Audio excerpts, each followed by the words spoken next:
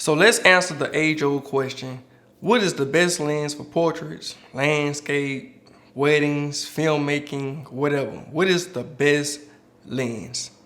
Hands down, I get this question more than any other camera-related question, and I'm gonna try to answer that today in this video. So every time someone asks me, I can just refer you to this video. So these are some lenses that I own. This is a 24 to 105.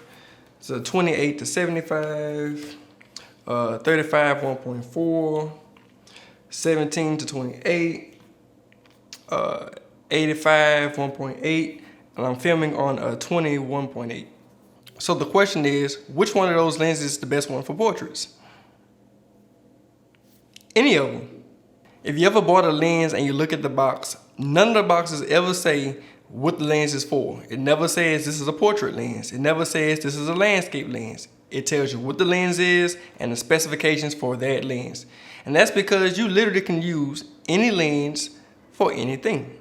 You can use any lens for filmmaking, you can use any lens for portraits, any lens for landscape. There's no rules to what lens you have to or should use for your work. So if you ask a photographer or a filmmaker, what is it that makes a lens a good lens? And you're probably gonna get a bunch of different answers, and there's a reason for that. Because one photographer might say, well, I love how this lens autofocus is very quick and very snappy, and it gets it right 99% of the time. But if you're talking to somebody who doesn't care about autofocus because they use manual focus for everything that they shoot, that's completely irrelevant. So it all depends on the person because there's no set rules to any of this. I always try to explain that there are no rules to any of this. Some people fall in love with how sharp a lens might be, and to other people, that's a very big downside. Some people hate lenses that are overly sharp.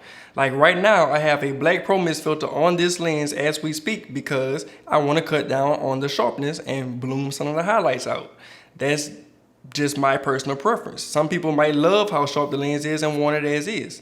So just things like sharpness, that's not even a factor on what makes the lens good, because some filmmakers will use very old vintage lenses sometimes because they have a look that they want. They try to avoid these new, very clean, very pristine lenses because they want the character of the older lenses. Sometimes what makes a lens a perfect lens is because of technical limitations. Like if you want to use an 85mm lens to do portraits, but the location that you're shooting in doesn't give you enough space to shoot those portraits, then no matter how much you love the 85, it's not going to work in that situation because you do not have enough space to use it. Or if you're in a situation where your subject is really far away and you're not able to get up close to it, you might need something like a 70 to 200mm zoom lens to reach that far out because you can't get any closer to the object, and if you want to get a good shot of it, you need a zoom lens. So even if you didn't want to use a 70 to 200, you kind of have to for that situation.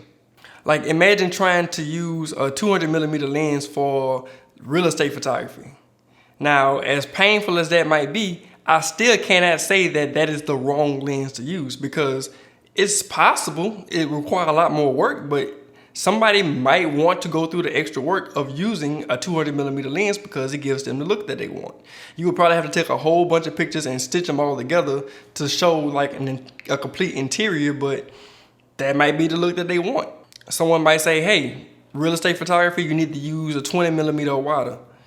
Well, why can't you use an 85mm? Because it's not convenient. But if that's not a downside to you and you want to use that 85, you can. So even if your lens choice comes with downsides, if those are downsides that you're willing to accept, then that's still the perfect lens for you. If the downsides outweigh the goods, then you might want to look at other options. I think a big one when it comes to portraits is how blurry is the background with this lens. And that is something that people just like go overboard with, because if the background is more blurry on one lens than the other, a lot of people tend to go in that direction just because the background is more blurry. They're not really worrying about how the picture looks or what the picture comes out to be. The background is blurry and it's all good. And if that's your thing, then cool. So usually a lens that has a tighter focal length is going to give you a blurrier background than any lens with a wider focal length.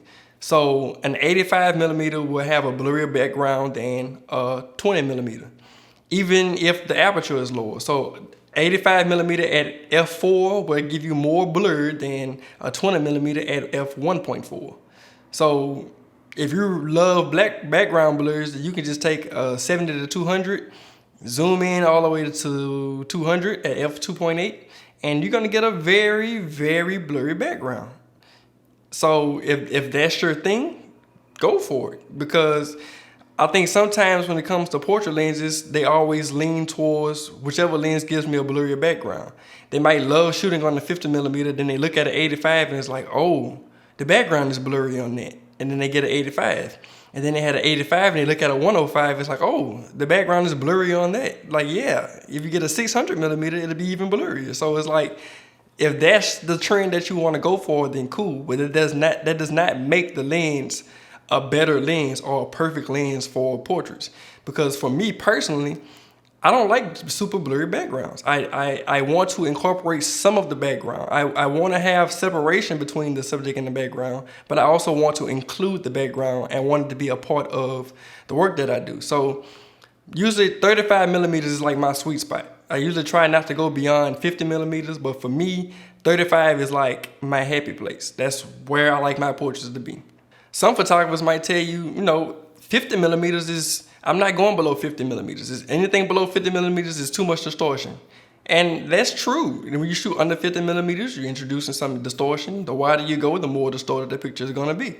That's just the reality of physics. So it's not like, someone says, oh, this lens is a 20 millimeter. Like right now, I'm shooting on a 20 millimeter. This is distorted. So if you like the way this image looks, you like the way the distortion looks in this image because I'm distorted right now. I'm shooting on a 20 millimeter lens. So that's prime example. Like just because it has distortion doesn't mean it has to be a negative thing.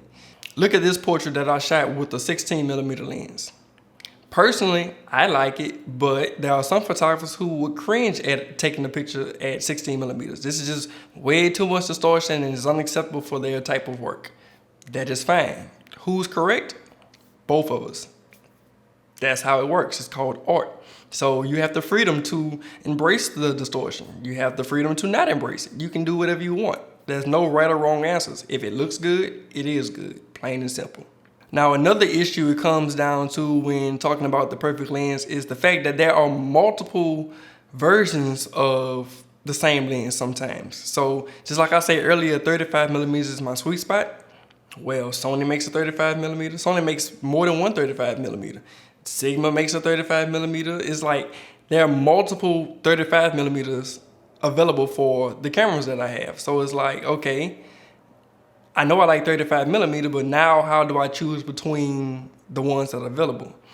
So each lens has different characteristics other than the fact that it's a 35 millimeter. So let's ignore price for a minute because the lens you want might cost $50,000. It's not that the lens is not the right lens, it's just that it costs a lot of money. So if all lenses being equal in price, some lenses are very sharp, some lenses focus very well, some lenses don't have focus at all. Some lenses, they have really low apertures, some lenses are cheaply made, some lenses are big, some are heavy, some are lightweight, some are compact, some of them have a lot of chromatic aberration, some don't. It's a lot of different factors. So within one focal length, you can have many options. So usually in this category where it makes more sense to compare on which one is the best, because it's like they're all 35 millimeters. So we're not like trying to decide on a style thing here.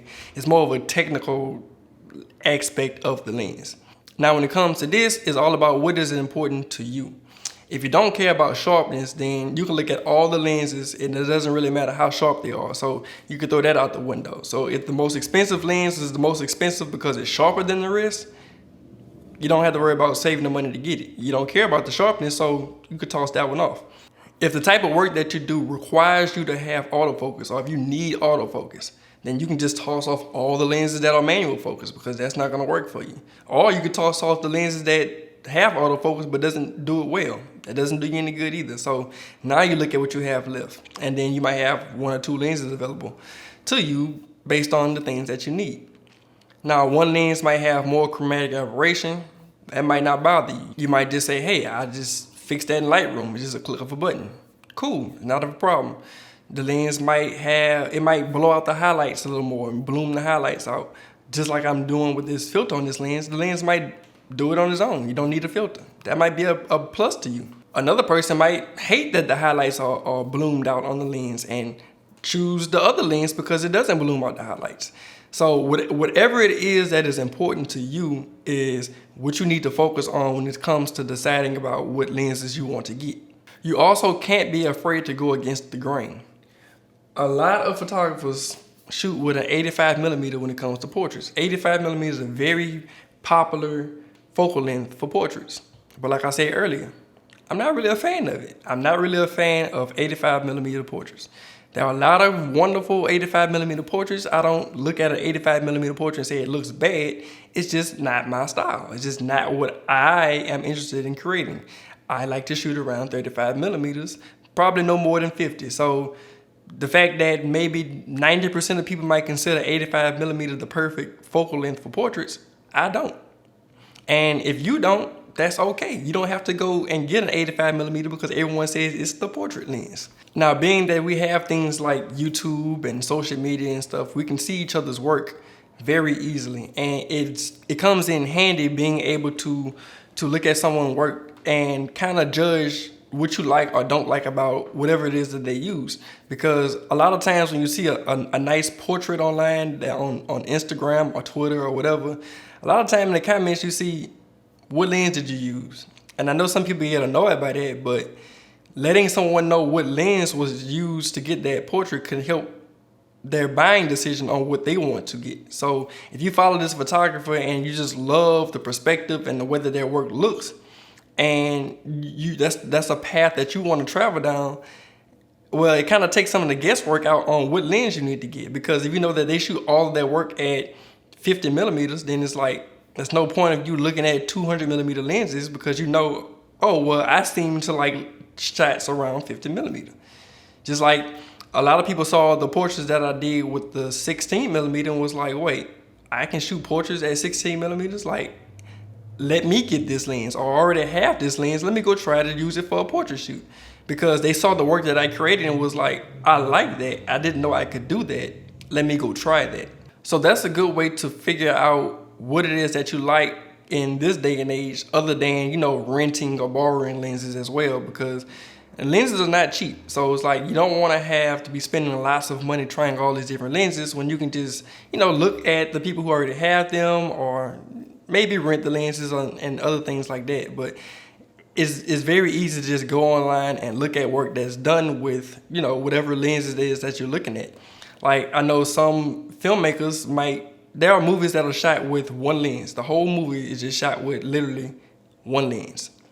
And sometimes people feel like, oh, to make a movie or to do certain things, I gotta have all these different lenses, when there are literally movies shot with one lens. So if you only had one lens to use, you can do a lot of things with that one lens, because that one lens provided that filmmaker with the look that they want for the whole movie. I know Roger Deakins shot 1917 with basically one lens. I think he said he switched lenses for one scene just because of the physical limitations of wanting to show the scene a little wider or a little tighter, I believe. But for the most part, the whole movie was shot with basically one lens. I'd say 99% shot on a 40mm signature prime.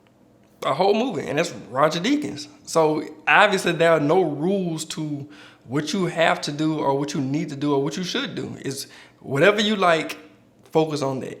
I hope this video was helpful. I hope you understand now that lenses are just lenses. They're just tools, just like cameras. And you have the freedom and the ability as the artist to create whatever you want to create with whatever you want to create with. Just like painting a picture. I know typically you paint with brushes, but you don't have to paint with paintbrushes. You can paint with your fingers, you can paint with sponges, you can paint with rocks, you can paint with anything you want to paint with if it gives you the look that you want. So this is art. Always remember that. Put that first, that this is art, and whatever you need to use or however you need to use it to get the results that you want to get, go for it. And it's absolutely right. There's no rules or regulations on how any of this needs to be done. If you like this video, make sure to give it a thumbs up down below. Don't forget to hit that subscribe button. Follow me on Instagram, and I will see you guys in the next video.